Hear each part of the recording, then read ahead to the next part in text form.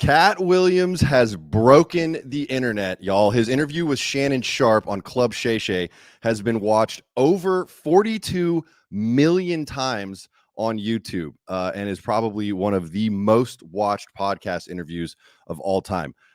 Katt used this interview to make some wild accusations about some of the biggest names in Hollywood, including Kevin Hart, Kanye West, Kim Kardashian, but most notably, Cedric The Entertainer, Steve Harvey, and Ricky Smiley. Now, as a fan of comedy and as a fan of Katt Williams, I thought the interview was incredibly entertaining and very interesting.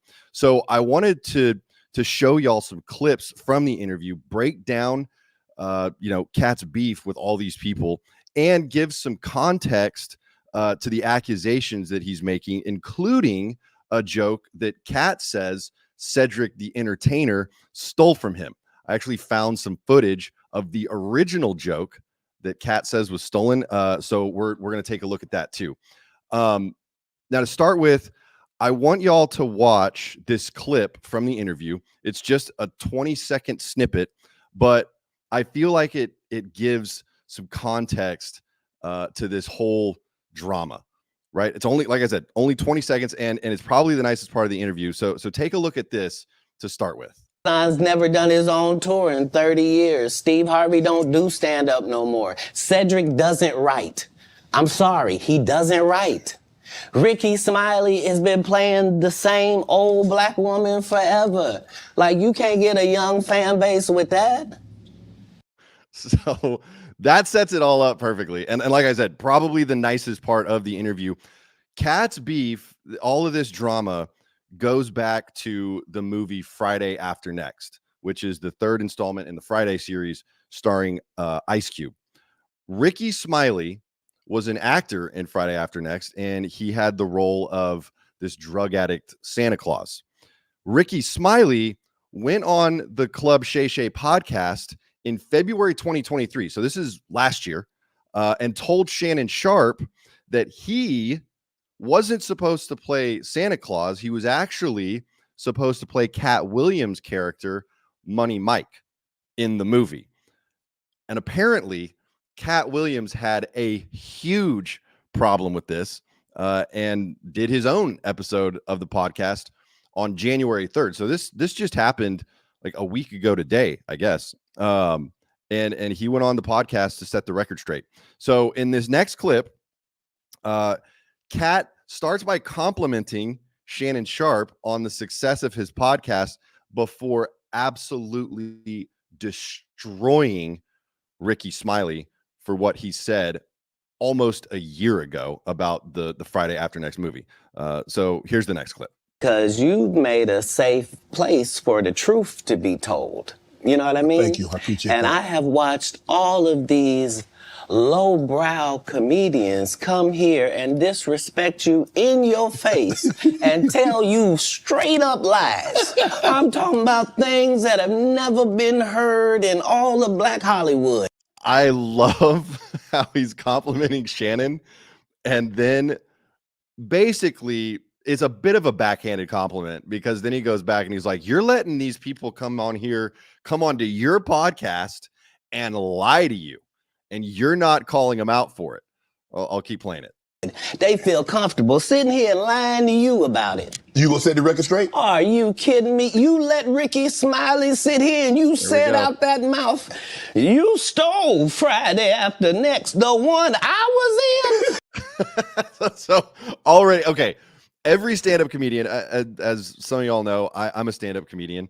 We all have this ego problem. We're all a little bit insecure. We're all 5'5", just like Katt Williams on the inside, right? And so that's immediately what he has a problem with, is that Shannon said that Ricky Smiley, that his scenes as the Santa Claus, stole the show in Friday After Next, and Katt obviously has a problem with that. I wish all all of America fumbled a bit when that happened. And then he said some stuff that we haven't heard in 100 years in Hollywood. You ain't say nothing. This man told you he had Katt Williams' role. He was gonna be Money Mike. Wait. And Katt Williams was gonna be the Santa Claus. Now let's 3 quick points. You mean in Hollywood they cast a 5'5" black Santa Claus that weigh 145 pounds? That's your story. Your story is the Ricky Smiley that couldn't even do curse words because he had a Christian fan base. He was gonna play the pimp. Why you didn't ask him why has he played a woman in more movies than he's played a man? There it is. There it is right there. I mean, immediately Katt just goes in on Ricky Smiley. So that was what he started with. I mean, like we heard in the very first clip, I mean, he's got beef with a lot of people, but the first shade that gets thrown is at Ricky Smiley for insinuating that he was supposed to play the role of Money Mike in Friday After Next and not Katt Williams. And Katt goes on to explain this in a little more detail in the next clip. So I want to just play the next clip here. Ricky Smiley can't act because Ricky Smiley can't act. He told you the story about when the movie came out. Where did he say he watched it? At home. He wasn't even at the premiere. You telling this man, you stole that. Oh, so he could get his name in the same sentence with a great one. So I love that he is holding Shannon Sharpe accountable here, basically saying, you let this guy come on here and tell a bunch of lies, never questioned him at all, and even gassed him up during the interview. So it's clear that Katt is being polite to Shannon, but definitely has a problem with how Shannon handled Ricky Smiley's interview. And again, this is back in February of 2023. Like I said, almost a year ago. It is sad. He was just that bitter when we were shooting it. He told everybody, it should have been my role. Everybody on the scene. Why do you think no cast member has ever said anything? He couldn't have played that role like you. I thought he was... Sir, no one... Why no... He was with KD? He beat up Terry Crews? Why nobody know this story? You talking about in Hollywood, they switched off roles. You take this and he... What? I love how incredulous and shocked Katt Williams is to kick off this interview. It's just his facial expressions, the words that he's using. It's just all so... I mean, it's very well spoken, very well thought out, clearly, but still so funny. And Katt, I mean, he's just, like he said, he's one of the greats in stand-up comedy. So Ricky Smiley knows this, and I don't know why he would lose a child and come on the air and start lying. That's why people believe in rituals right there. It's because, well, why would he lie? I don't know why liars lie. He also made a reference here. Ricky Smiley, one of his children passed away just a little while before he did the interview, the original podcast episode on February 2023 with Shannon Sharpe. So that's one of the things that the Katt was referencing there. But I can tell you this. We auditioned in Los Angeles. Yes. I was audition number 201. 200 black comedians auditioned for the role of Money Mike with me. You're saying all 201 of us was auditioning and you had already had the role and had already shot the role in 4 days? The truth of the matter is, the Money Mike in the original script got raped in the bathroom, and that's what Ricky Smiley was okay with. Okay, so Katt's point is an interesting one here.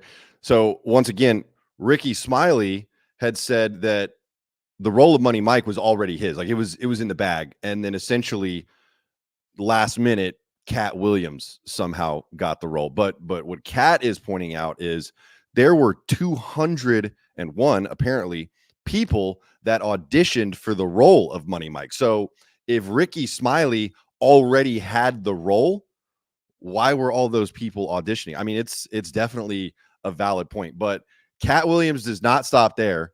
I mean, he just absolutely goes in. He does not back down on Ricky Smiley. in this next clip. So that's why, because when we released that clip and he said that, you responded because he said he was supposed to play Money Mike and you were supposed to play Santa Claus. An outright lie. So That he knows is a lie. So why would he say it? Because he's a liar. Nobody knows why liars lie. I love that line. Nobody knows why liars lie. And Katt had earlier mentioned how Ricky Smiley has this broadly had this broadly Christian fan base. I'm not sure what his fan base looks like now. Honestly, I've never seen Ricky Smiley stand up or any of his other performances. But now Katt is just saying he's essentially just a pathological liar. You can't believe anything Ricky Smiley says because he is just a liar. And then he keeps going. Egregious. I put in my contract that I won't work with Ricky Smiley again unless he's in a dress. Now, what was Ricky Smiley's next movie? Was it First Sunday? Did he wear a dress in it? You bet he did. It's in my contract. Why would you put that in your contract?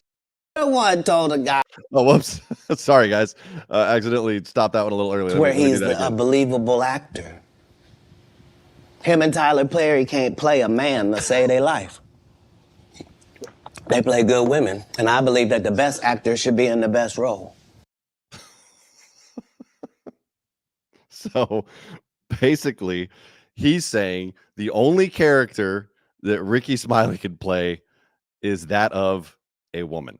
And also, so apparently, Katt Williams put it in his contract that he wouldn't do another movie with Ricky Smiley unless Ricky Smiley was wearing a dress in the interview, just to, kind of further humiliate him. Now, some people have come out and said that that's not true, that Katt didn't have a contractual clause saying that Ricky Smiley had to wear a dress in his next movie, but whatever. It's still hilarious what he's saying. And Ricky Smiley's response to this interview, I mean, he continues to kind of double down on what he originally said on Club Shay. But there was an Instagram live video that Ricky Smiley did recently. And he's just kind of on the Instagram live, and then he leaves the camera for a second, and then all of a sudden you just hear him break down in tears.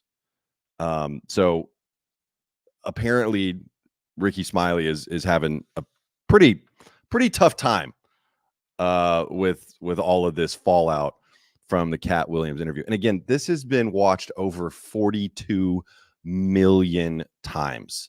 This thing is, I mean, super viral. I'm sure you have to have seen at least a few of the memes that are out there on social media right now. I mean, they're all over the place of Katt Williams with this Club Shay interview.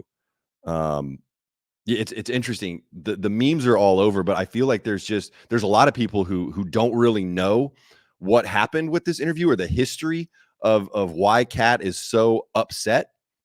And that's the whole reason that I wanted to do this episode. So he just absolutely obliterated Ricky Smiley, and this next clip, he starts to go in on Cedric the Entertainer.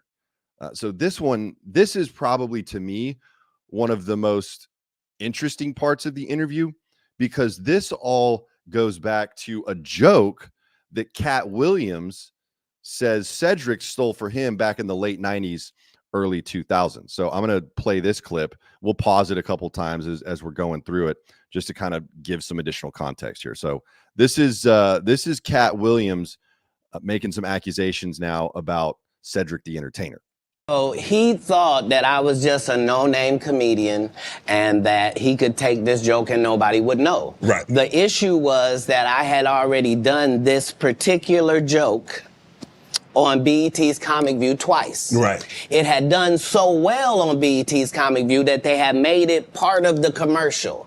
So part of the commercial of make sure you tune in to BET was you seeing me doing this joke. Right. And this joke is one of those jokes in comedy where you set it up and it takes a little longer to set it up, takes about 3 minutes, but then you're just hitting them with jokes after that because you don't have to set it up. Right.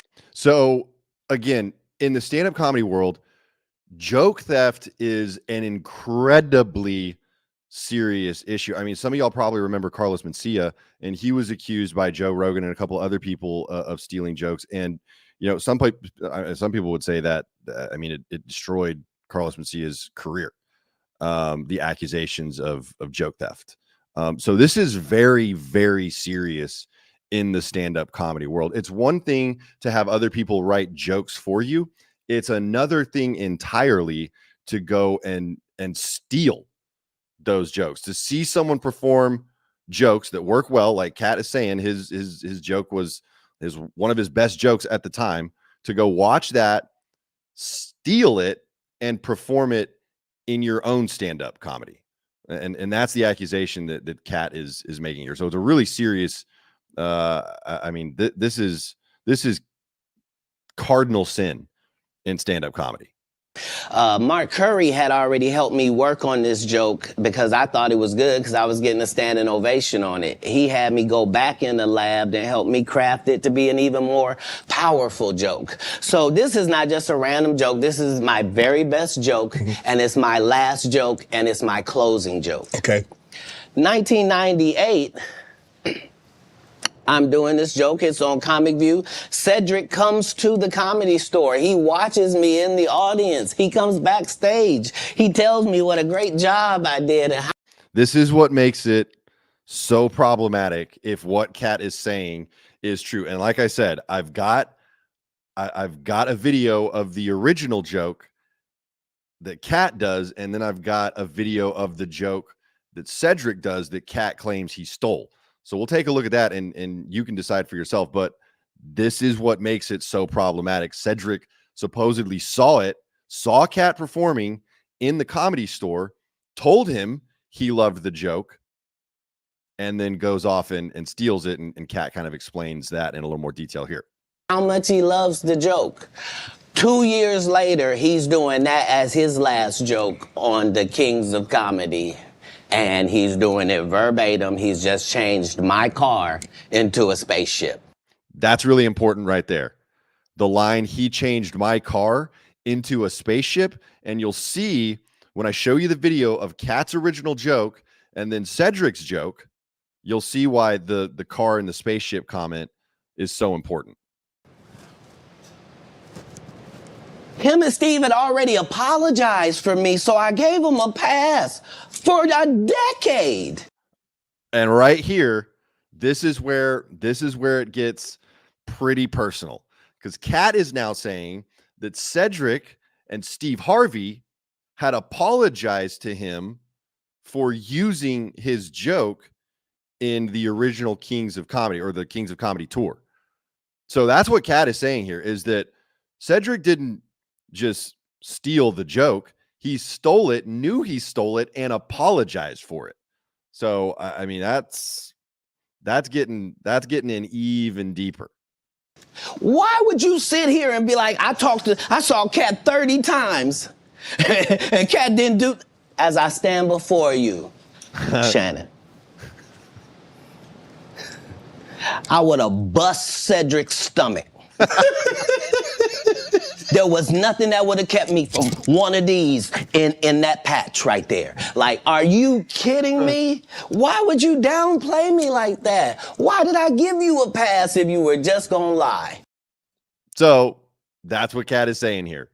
That, Cedric stole the joke, knew he stole the joke, apologized, and then later on claimed that he never did steal the joke. So to give some context here. So Katt Williams, and this was back in 2021, he accused Cedric of stealing the joke on a radio show called Morning Hustle. So again, the joke theft, the alleged theft, happened in 1998 and then was made public in 2000 when the original Kings of Comedy movie came out, and Cedric apparently used Katt's joke, right? Then apologized to Katt, according to Katt, for using the joke.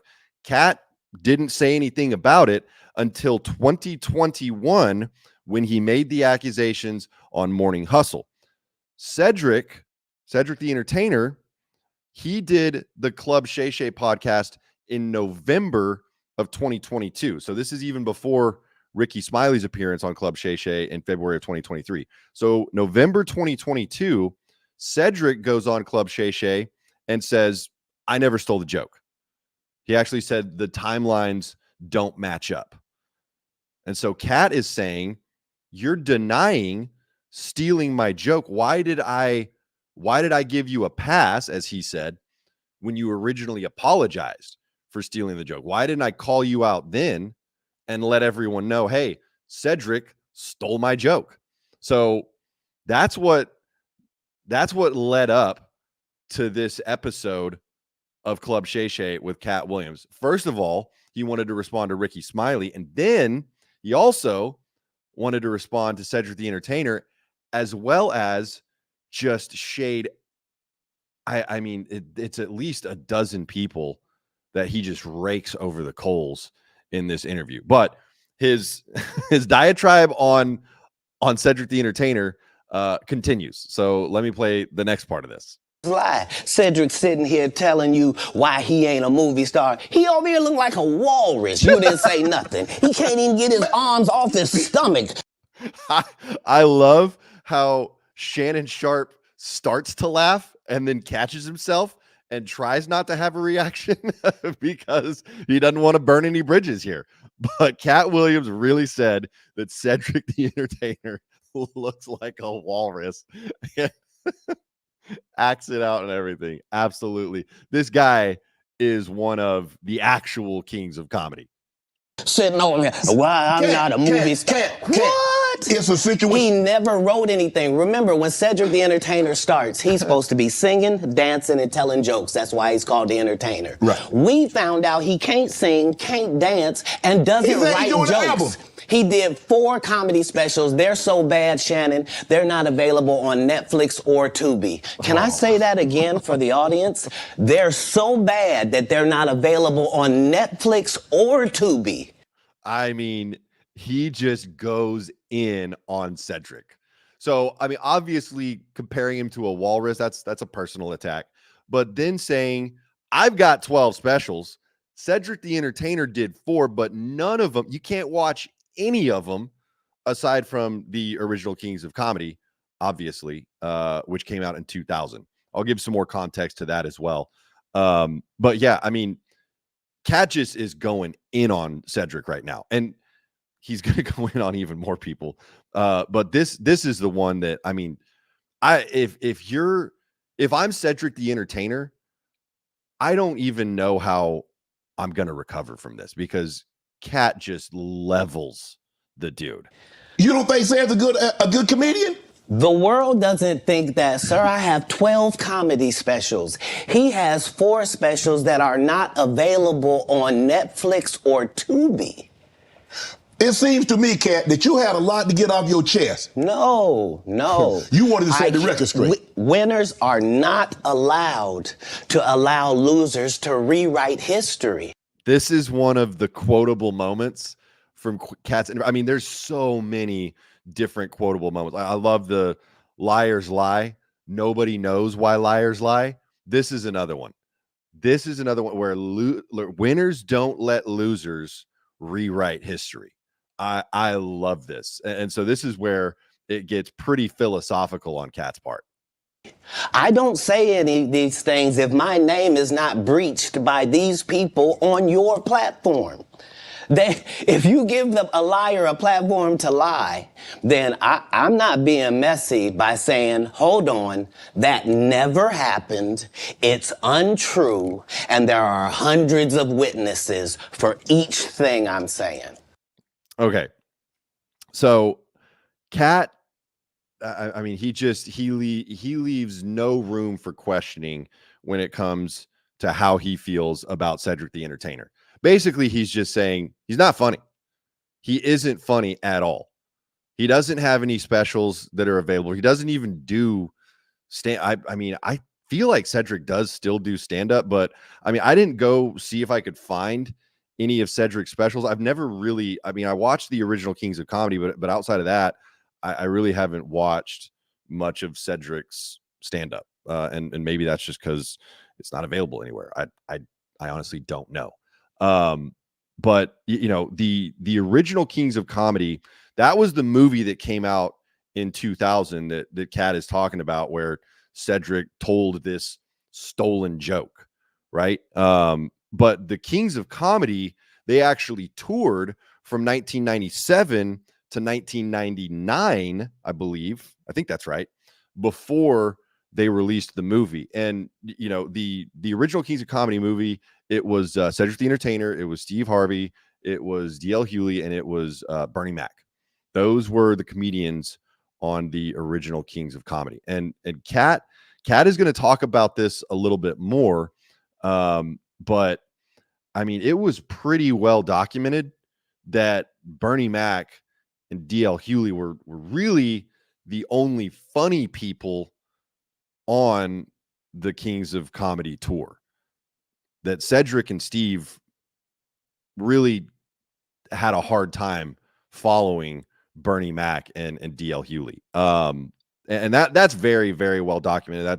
That's known in stand-up comedy circles. So what I want to do now is I want to show y'all the original joke that Katt Williams did, and then the joke that Cedric did that Katt says was stolen. So let me go ahead and play this Katt Williams joke first. And again, this was on Comic View. Supposedly, I think Katt said 1998 is when this joke originally aired. The damn thing with it cut off. It looked like this. You flossing in a 6-shift converter. Here it is. Again, this is Comic View when Katt Williams was still known as Cat into Hat. Obviously getting a great response from the audience. So he's supposed to be in a car, right? He's driving this car. That's part of the bit. Probably pointing to a friend. And here he's steering the car. Okay? So that's the Katt Williams bit. I mean, it's obviously not the whole bit because that part isn't terribly funny. But this is what we're going to use to compare to the Cedric the Entertainer bit. And keep in mind, he points to a friend. He's sitting back in a car. He's steering the car in, I mean, it's not like a unique way, but I mean, there's a very specific way that he demonstrates steering the car. So now here is the Cedric joke. We be in a space shuttle, nigga, like it's a 72. Dude, nigga, we get In a space shuttle, what Cedric says, starts the music. Like that.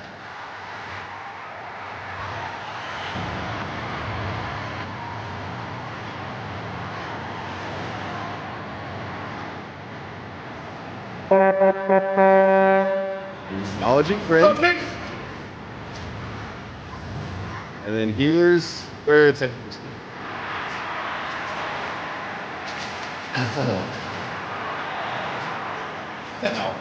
Obviously, Katt Williams, or as he was known at the time, Cat in the Hat, he doesn't have, rights, or, well, not rights, but he doesn't have any kind of exclusivity on how to demonstrate that you are turning a car, right? But those two bits, Katt Williams bit on Comic View in 1998, according to Katt, and then Cedric the Entertainer's bit on the original Kings of Comedy in 2000, I mean, there's a lot of similarity there. And like Katt said in the interview, all Cedric did was change his car into a spaceship. Look, I don't, that's about, to me, as close as you can get to stealing a joke without doing the joke absolutely verbatim. That's just my opinion. I don't know what y'all think, but if it was me as a stand-up comedian, I would not do that joke that Cedric did, knowing that Katt's bit is out there on TV for the world to see, I personally wouldn't do it because I would expect someone to accuse me of stealing jokes. So, I mean, and guys, here's the thing about stand-up comedy. There is absolutely accidental joke theft. Or not even theft. Just, someone will think they have a joke or a punchline or a tag that seems original that they actually did think of, that another comedian has already used. It happened the other night. One of my buddies did a joke, really funny joke, but it was very, very, one of the tags in it was very, very similar to a joke that another comedian does, a very famous comedian. And so I told him after he got done performing, I was like, hey, just so you know, that tag you used that got the big laugh, that's very, very similar to a signature bit that another comedian does. So just want to put that out there for you. And he thanked me. He told me he appreciated, me letting him know, because comedians don't like stealing bits. That's not what we want to do. Now, a case could be made that maybe Cedric accidentally stole the joke. Like, he watched Katt's performance at the Comedy Store. It was in the back of his brain. He thought of this space shuttle bit and didn't realize that he was using Katt's whole thing, right? A case could be made for that. But again, Katt told Shannon Sharpe that Cedric apologized to him for taking the joke. So, if we believe Katt Williams, Cedric Cedric stole the joke, then apologized for it, and then years later, in November of 2022, told Shannon Sharpe that he never stole Katt's joke. So, I don't know. To me, it's pretty messy. But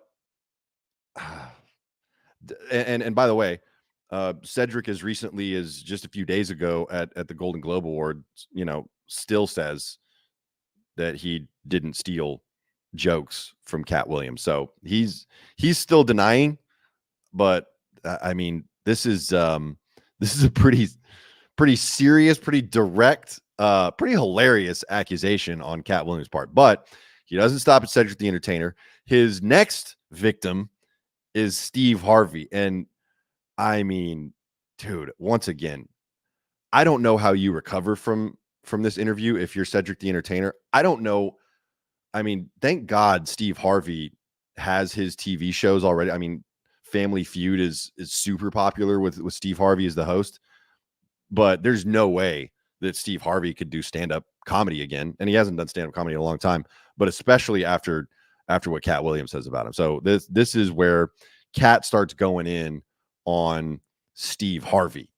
Steve that went to go watch Mark Curry do his whole sitcom and then stole everything Mark Curry had. Now Steve got a sitcom where he the principal and he wear a suit and then he gets this high top fade, making all black men think he got the best lineup in the business. And it's a man unit.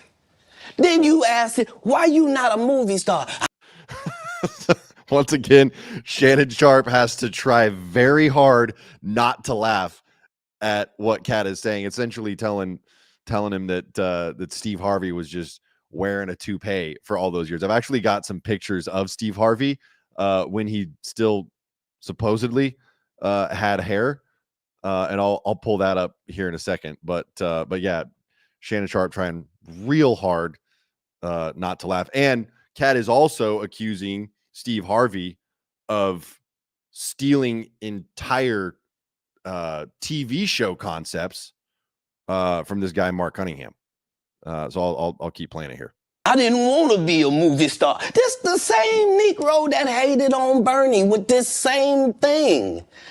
I didn't want to be a movie star. No, you couldn't be a movie star. There are 30,000 new scripts in Hollywood every year. Not one of them asks for a country bumpkin black dude that can't talk good, baby, and look like Mr. Potato Head. There ain't none. You would have to have range. I played a lot of characters, 60 movie roles. I'm not playing Katt Williams. So, I mean, just starts by, I mean, hitting Steve Harvey right where it hurts on his hair, talking about poor Steve's hair. So, yes, Steve Harvey at one point did have hair, allegedly had hair. Here is a picture of Steve Harvey with hair and, of course, his signature mustache. This is the hair that Katt Williams is saying, not real. Not real at all. This is a wig. This is a toupee. It's a hairpiece. And of course, this is the Steve Harvey that we all know today. Bald as a cucumber. Pulls it off. No disrespect. Steve Harvey is pulling off the bald look and still with the signature mustache. So I don't know if what Katt is saying is true, but it sure is funny. Man, it's funny. I mean, just goes in on Steve Harvey and doesn't stop. Just like with Ricky Smiley, just like with Cedric The Entertainer. I mean, Katt Williams just continues to hit where it hurts with Steve Harvey. So I'm going to play this next clip. Told you that he stopped doing stand-up because he had 7 TV shows. The only problem is when he stopped stand-up, he didn't have those 7 TV shows. He stopped stand-up because he got in a comedy battle called the Championship of Stand-Up Comedy with one Katt Williams in Detroit in front of 10,000 people. Okay, so here comes Katt's ego again. Katt is going to say, Steve Harvey did stand-up until Katt Williams basically took him out of the game, and here's why. And lost because Katt Williams said he was actually bald and that was a wig. And I went in and that's why he couldn't do stand-up anymore. Imagine him coming to tell you another story where he got so big and it was Bernie and them's fault because they wanted to be movie stars. What?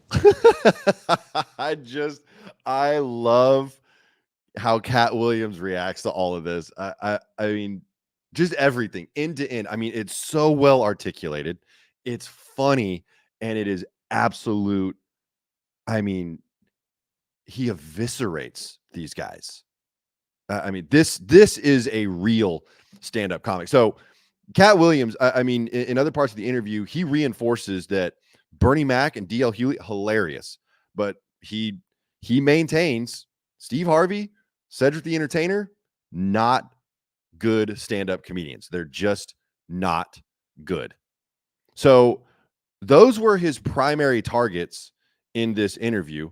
But as I said earlier, it wasn't just Cedric the Entertainer, Steve Harvey, and Ricky Smiley. I mean, he went in on a bunch of people. One of the people, I wouldn't say he necessarily shades this next guy, but definitely calls him out. So this is kind of his rundown on Kevin Hart. He's not necessarily saying that Kevin Hart isn't funny, but he does make some accusations here. So let's take a look at this next clip. Tori did a beautiful special about the Comedy Store and Fat Tuesday where he said that Steve and Cedric and Kevin Hart and Tiffany Haddish came through there and made all lies. Steve and Cedric never performed at the Comedy Store at all. Tiffany was only seen at the Laugh Factory. In 15 years in Hollywood, no one in Hollywood has a memory of going to a sold-out Kevin Hart show. So he's saying here, number one, Steve and Cedric never performed at the Comedy Store. They apparently Cedric just came to steal jokes from Katt. That Tiffany Haddish was primarily performing at the Laugh Factory, which is another big club. I mean, the Comedy Store is the most popular comedy club in Los Angeles, and then the Laugh Factory, I would say, is the next most popular. So he's saying that Tiffany Haddish was primarily at the Laugh Factory, and then Kevin Hart. Maybe he performed at the Comedy Store, but Katt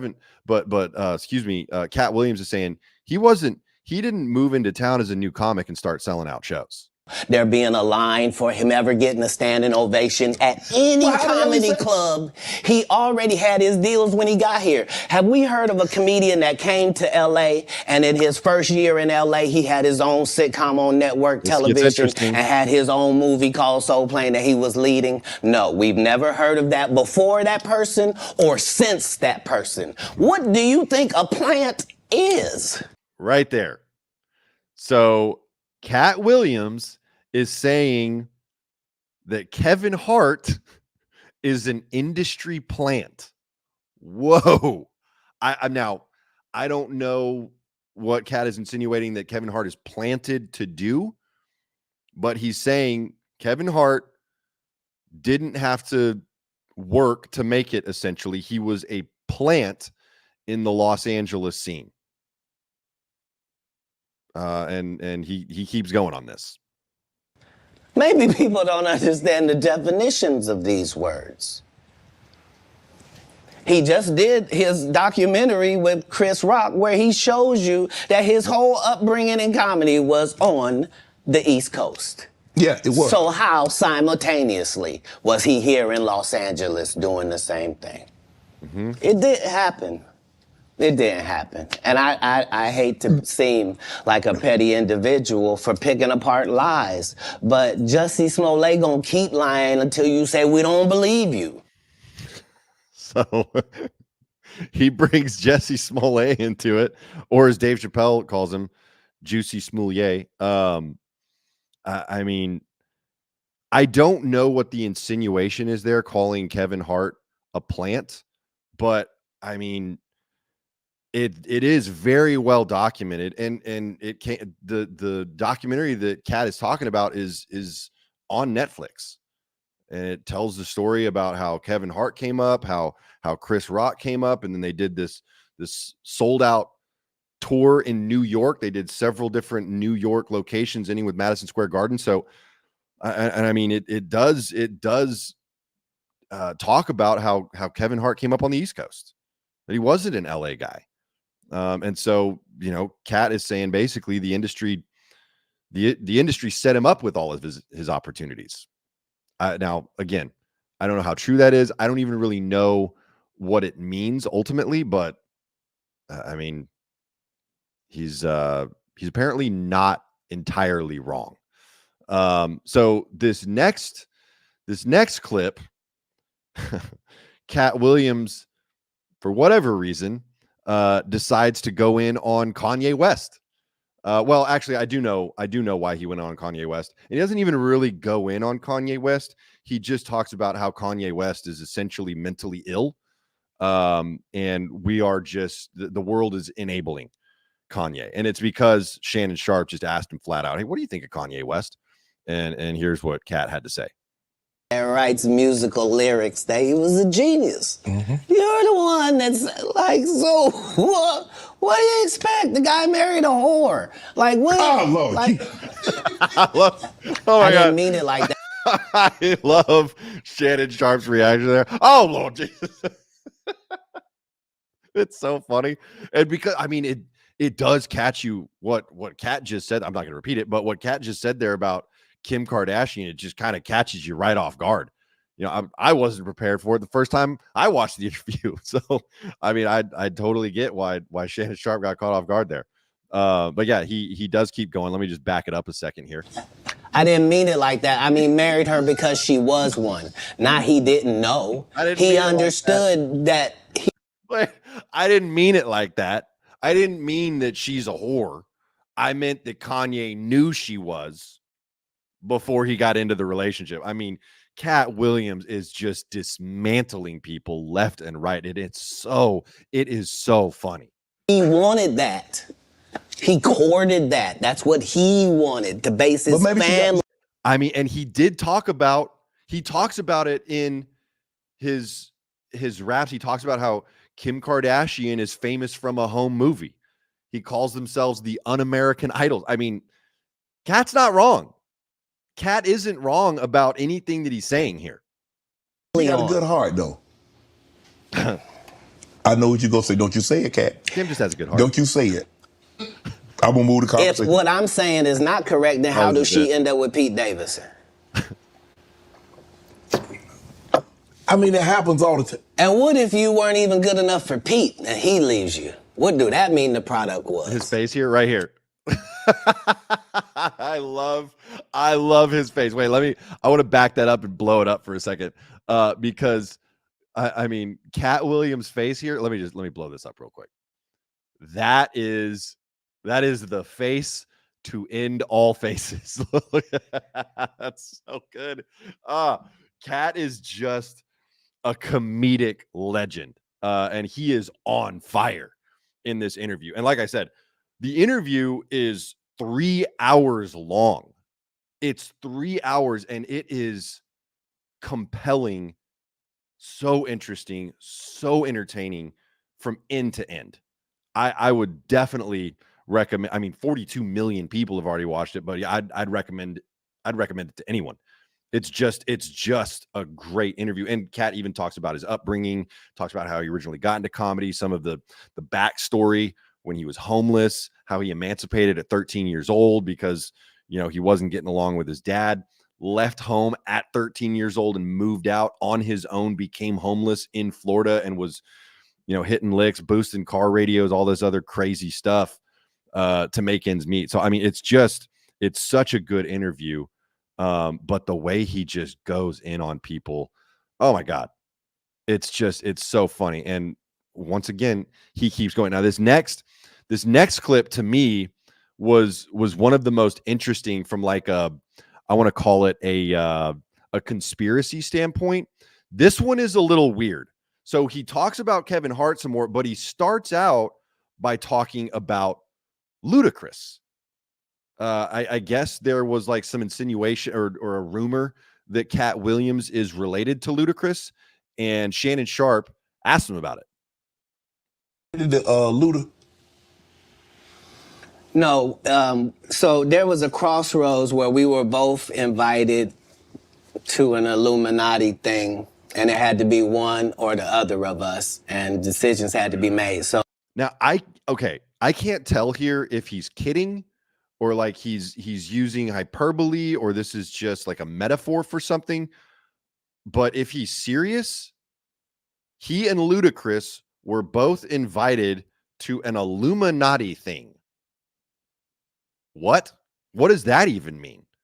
But I mean, this to me, like this was a part of the interview because I haven't seen anything from Ludacris in a while, but this I thought was a super interesting part of the interview. So it was both of us, we were equal. One of us had to cut off all their hair and couldn't do the sideburn thing no more with the points. And the next person they said was going to get $200 million because they were going to pay him $10 million a movie to do 20 movies. Okay. So the deal with the Illuminati, apparently, it was either going to be Katt or Ludacris, and whoever they chose had to cut off their hair. Because remember, Ludacris did have like this giant fro for a long time. And I do remember when he had like the pointy sideburn thing too. And Katt had that for a long time as well. But whoever the Illuminati picked was going to get $200 million. They were going to get paid $10 million for 20 movies is what Katt is saying here. And that's how the conversation happened. One of those persons turned out to be Ludacris, and the other person turned out to be Katt Williams. Now, one person ended up with a light-skinned, ugly-faced wife that's never done it. Remember I told you that if I say that, it applied to 7 people? Yes. It's part of what they give you. Okay? So apparently when you make a deal with the Illuminati, and Katt had like kind of referenced this earlier in the interview, part of the deal is you get a light-skinned, ugly-faced wife. It is just hilarious because Katt is like a known ladies man. He has multiple partners over the years, never been married according to him. There are some rumors that he's been married, or women have said they've been married to Katt, but Katt says he's never actually been married. And he played a pimp in Friday After Next. And so he's shading Luda for having a light-skinned ugly faced wife. while he's out there just playing the field. Just so, I mean, it's so smart the way that he's roasting these guys, and so funny. I didn't get it.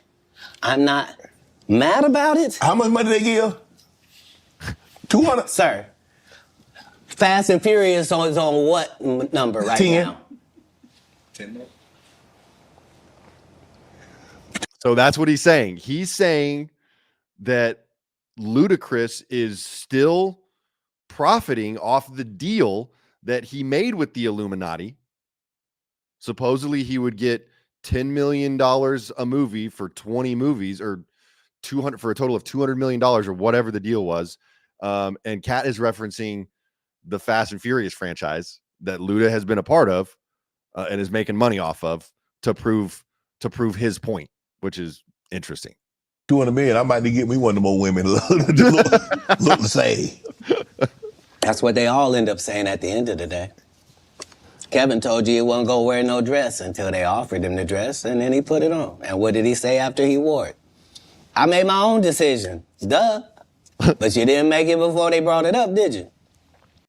So Katt repeatedly during this interview references people wearing dresses and some unsavory activities, which we'll get into here in a second. I mean, pretty much no one was safe from Katt Williams during this interview. I mean, he was throwing shade at everyone. But before I keep going, I wanted to thank Laura Estrada for the super chat.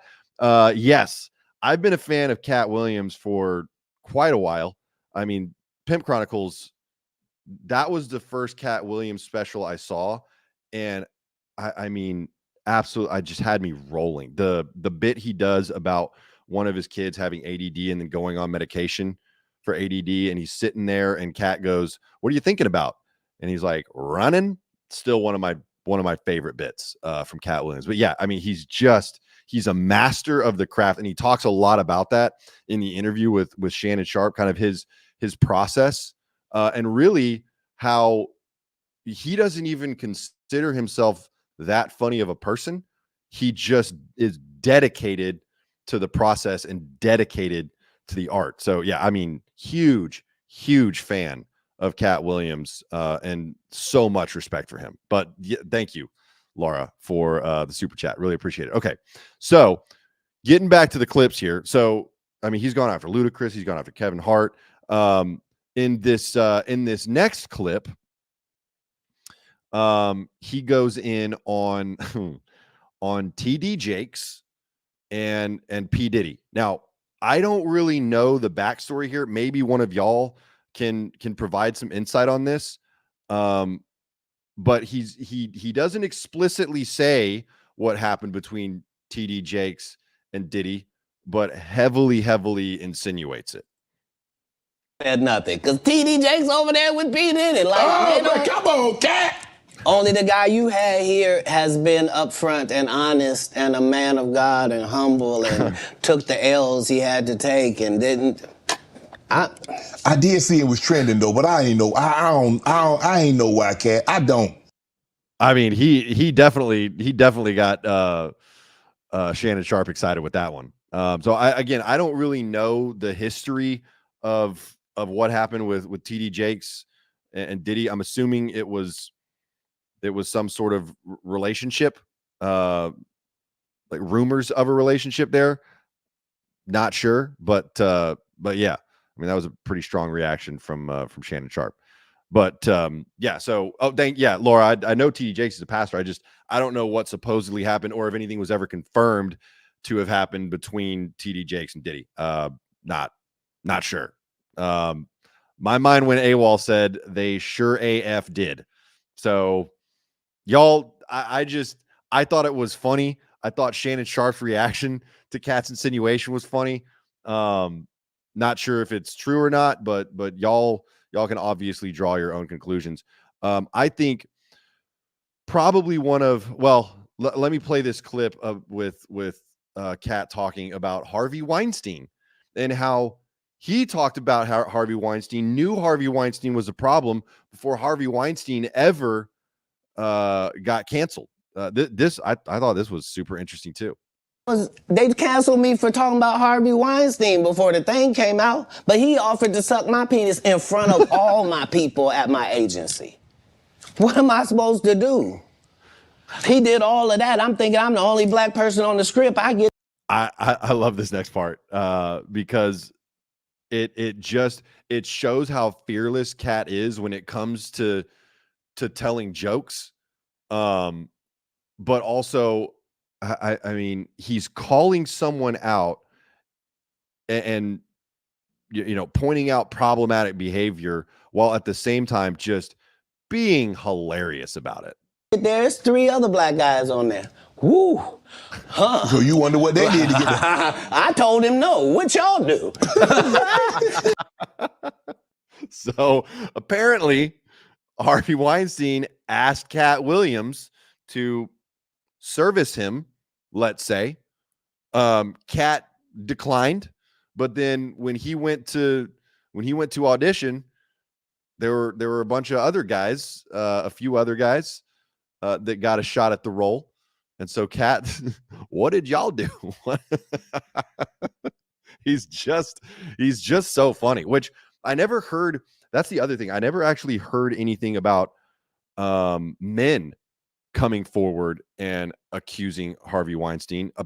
I don't even recall Katt Williams getting canceled for, you know, calling out Harvey. I don't remember him getting canceled for that at all, but apparently at some point they tried to, when Harvey Weinstein was still in favor, as it were, before all of those accusations with the Me Too movement came out. I mean, that was the impetus for the Me Too movement. But I know a lot of women made accusations about Harvey Weinstein. I don't recall any men making accusations. I'm sure one of y'all can correct me. But yeah, I thought that was super interesting. So that was Harvey Weinstein getting it. I think though, this was one of my this was the clip where I laughed out loud the hardest. I mean, there were multiple times during the interview when I laughed when he called Cedric a walrus.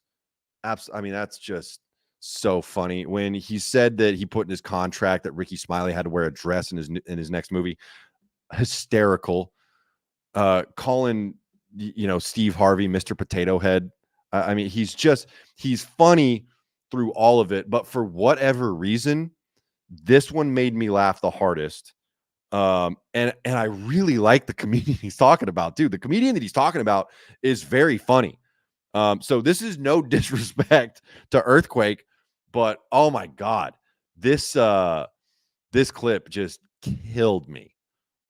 Quake not in movies because he's illiterate. He can't read. And they found that out when they gave him a show and put the cards in front of him. Like, all of these dudes are co-entwined and they share secrets. Because he's illiterate. I mean, he just says it so matter of fact. It cracks me up. He couldn't read the cue cards. I mean, shit, no one was safe. He talked about Phase on Love a little bit too, which Phase on Love, I mean, once again, never seen any of his stand-up. He was in the very, very first clip that I played where Katt mentions Phase on Love, and he mentioned it a couple other times. The only thing I really knew Phase on Love for was that movie Couples Retreat way back with Jennifer Aniston. I mean, he's acted in a ton of different stuff, but yeah, I mean, Katt Williams says Phase on Love's not funny either. He didn't say that Earthquake wasn't funny. He just says he can't read, which, I mean, it's so reminiscent of when 50 Cent was roasting Floyd Mayweather for being illiterate too. Where he like offered him a bunch of money or offered to donate a bunch of money to charity if Floyd Mayweather could read a full book. I mean, just, it's so funny. I don't know why that's so funny to me. But he goes on after, you know, kind of roasting Earthquake a little bit. He goes on to talk about some of the accusations that have come out, accusations against Katt Williams, and most notably, there was a rumor for a long time that Katt Williams had a drug problem. and there were some videos that surfaced. And I mean, he's definitely displayed some erratic behavior. He's been arrested a bunch of times. I think he said during the interview with Shannon Sharpe that he's been in jail like 30 times or something like that. So he's definitely been arrested quite a few times. There's been a lot of charges. He tends to enjoy fighting. I remember when he got beat up by a 17-year-old too. That video went viral. But there's been a lot of instances where Katt's gotten in trouble. But I remember the drug accusations, and I remember Katt saying, "I don't do drugs. I drink and I smoke, and that's all I do. I'm not doing any of these other drugs that makes people crazy." He's maintained for a long time that he doesn't do hard drugs, and that actually kind of factored in to when he came out in defense of Dave Chappelle, which I wanted to talk about as well, because I saw that comment from Joyce that Dave Chappelle was safe during the interview, and he was. And Katt has actually defended Dave Chappelle before, and I'll talk about that here in a second. But I wanted to finish up this clip. And this is the age of truth, and the truth doesn't need to be scared of the fact that people tell lies. Katt's on drugs. Where are the stories? Why is there no story of anybody who ever sold a drug to me, did a drug with me, was around me when I was inebriated? I got 5 daughters. I got 5 sons. Why would we tell these ridiculous stories? Because it's competition. So he's saying that a lot of the accusations, a lot of the rumors about him being on drugs were just other comedians or other entertainers starting rumors to bring him down so that he didn't have a shot at being successful, or was taken out of the limelight at the very least, because these rumors have been persistent for a long time. And I mean, Katt mentions multiple times during the interview that he's been blackballed. And I would say, I feel like that's probably pretty true. Because he did a bunch of movies back in the day, bunch of TV and movie appearances back in the day. But I mean, recently he hasn't, I mean, he's just done stand-up, and he says it's because he's blackballed from the industry. Now, again, I don't know how you prove that necessarily, but that's what he says. And Shannon Sharpe, it seemed like Shannon Sharpe kind of agreed with him. I did want to talk a little bit about Dave Chappelle, but first I wanted to talk about Ice Cube. Ice Cube's response to this interview, I thought was pretty interesting, because Ice Cube kind of backed up Katt's story to a large degree. He said that, a lot of people did interview for the role of Money Mike in Friday After Next. He confirmed that. He said that Ricky Smiley took a shot at it, but that he wasn't the right fit. So to me, that says Ice Cube is saying, yeah, Ricky Smiley auditioned, but he wasn't the right fit. And he even says that when they saw Katt audition, they knew that's the guy. That's going to be Money Mike. That's him. So he backed up that part of Katt's story. He also says, during the interview, Katt talks about a lot how, he essentially wrote the part of Money Mike, wrote a lot of the scripts for Money Mike, had a lot of creative direction, not creative control necessarily, but gave a lot of creative direction for Money Mike. Ice Cube backs that up to a degree, but also says, he says the role was written, so it wasn't all Katt's input, but Katt essentially expanded on the role quite a bit, and he really did build out the character of Money Mike from what it originally was in the script. Because Ice Cube said the roles of Money Mike and Santa Claus in the original script were about the same, like same number of lines, same number of appearances. But then when Katt came in as Money Mike and expanded on his script, expanded on the character, that he got a lot more screen time, because in Ice Cube's words, he was making magic. So he backs up that part of the story. There is one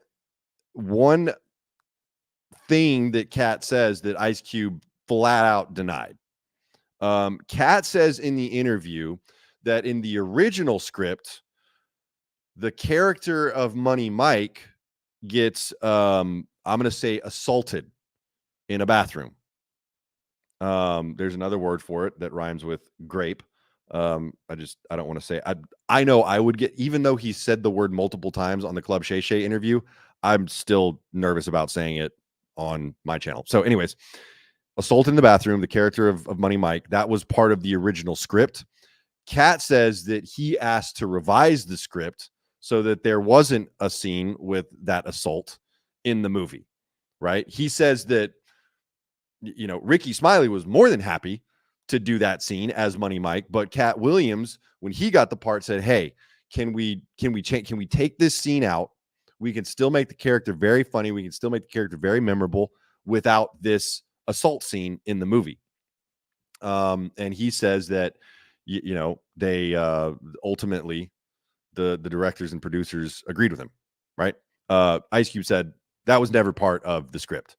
There was never a part in the script where Money Mike was assaulted in a bathroom, and Ice Cube goes into, you know, quite a bit of detail about that, saying that's not in any of my movies. That wouldn't be in a movie that I would do.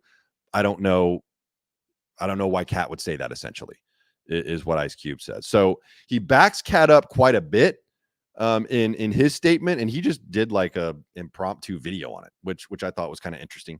But did say that the whole part about, you know, taking out the assault scene was not accurate.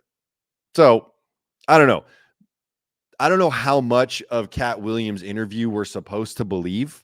Even if it's only 80% true, it's still, I mean, nuclear level viral at this point. So it's entertaining, if nothing else. Even if the whole thing was a complete fabrication, it's still absolutely hilarious. So funny. Okay.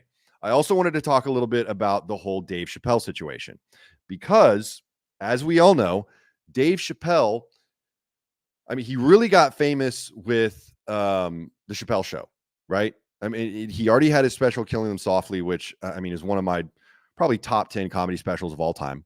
I mean, he is my favorite comedian of all time. And Killing Him Softly was just perfect in my opinion.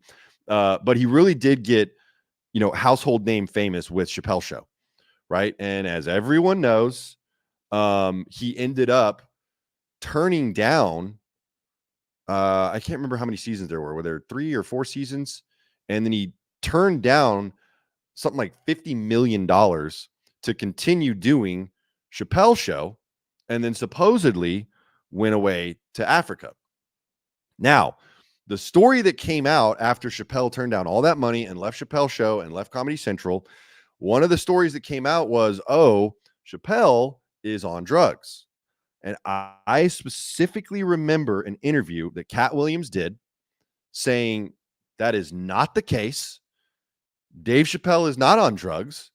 Why in the world would he go to Africa to do drugs when he could just go to Detroit? Which, I mean, is such a great point. Why would he? Why would Dave Chappelle do that? It doesn't make any sense. And so Katt Williams, I mean, defended Dave Chappelle. I mean, vehemently defended him in this interview that I saw. And again, this was years and years and years ago. But what Katt Williams said was, you know, the powers that be, they have to create this narrative so that it's not just Dave Chappelle calling out the industry. They have to distract us from what's actually happening. And Dave Chappelle said on, I can't remember who the interview was with. I feel like it was maybe Conan O'Brien or something, but he talked about how he just felt like a piece of meat, that he just felt like dollar signs, a number. You know, when you know, in the last season of Chappelle Show, and he just didn't want to do it anymore. He didn't want to be subservient to the networks anymore. And that's why he walked away from it. And so, yeah, Katt was saying that, you know, the powers that be are trying to distract you from what's actually happening in the industry by making up this story that Dave Chappelle's on drugs, and that's why Dave Chappelle left Comedy Central and turned down $50 million. I don't know. It's interesting to me. It's interesting to me that Dave Chappelle had to essentially orchestrate his own comeback. I mean, I think about it. Without Netflix, I wonder how Dave Chappelle would have structured his comeback. I mean, because Netflix for a long time, and I mean, you know, some people would say now they're in bed with all the network executives and you know, all that fun stuff. But you know, if Dave Chappelle had to go back to the networks, I don't know how he would have made his comeback. Realistically, he did it through Netflix. Now people are doing it through YouTube. Obviously, I mean, there's all kinds of comedians that are releasing their comedy specials on YouTube. I mean, Shane Gillis. I mean, how many views does his first special have? Live from Austin, I think, has like 20 million views on YouTube. Ari Shaffir did his special on YouTube. I think Big J Okerson, his special, I think, just hit 2 million views. Mark Norman did a special on YouTube. Sam Morrell. I mean, all these big name comedians have been dropping their specials on YouTube so that they can maintain control over their own content.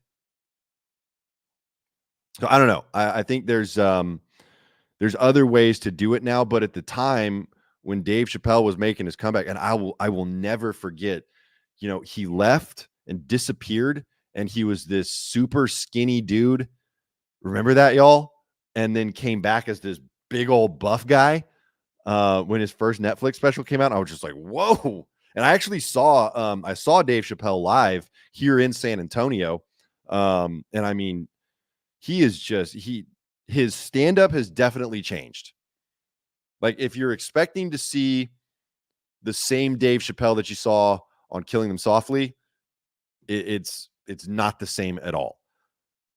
But Dave Chappelle has single-handedly changed the game when it comes to stand-up comedy, because now it's about delivering a message within your jokes. So it's not just jokes for the sake of jokes. A lot of his stand-up is very philosophical. A lot of the stuff that he talks about doesn't have a bunch of tags or punchlines scattered throughout. There's a long buildup before you ever get to a laugh. So the way Dave Chappelle does stand-up now has completely changed the game. I don't know any other comedian that can do it like he does. So I mean, he's definitely one of the greats. But you know, Katt Williams, like I said, I've been a fan of his for a very long time. Katt Williams has been consistently funny. He's one of the most successful touring comedians of all time. As he said, you know, in his interview with Shannon Sharpe, 12 comedy specials. I mean, the guy is an absolute legend and still hysterically funny, in my opinion. And you know, with 42 million views on a 3-hour interview, Katt Williams has proven that he still has the juice. I mean, he is the real deal, y'all. Like I said, I don't know, regardless of how much of the interview you want to believe, it is undeniable, in my opinion, that the guy is one of the greats of stand-up comedy. So much respect to Katt Williams. I hope we see more of him. They've been in talks to do a Fourth Friday movie for years and years and years.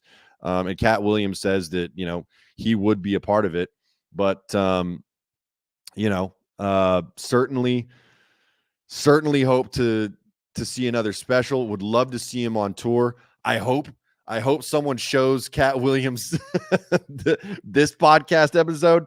Would love to get his feedback. I mean, he even talked about in the interview how much he enjoys watching other comedians and how he tries to support the comedy community as much as possible. So yeah, just all the respect to Katt Williams, and wish him the absolute best. Thank y'all so much for watching. Please like, comment, subscribe, share this with your friends. Thank you all for joining me on this, and we'll see you next week. I'm not even sure what we're going to talk about next week, but we'll figure it out between now and then. Bye, y'all.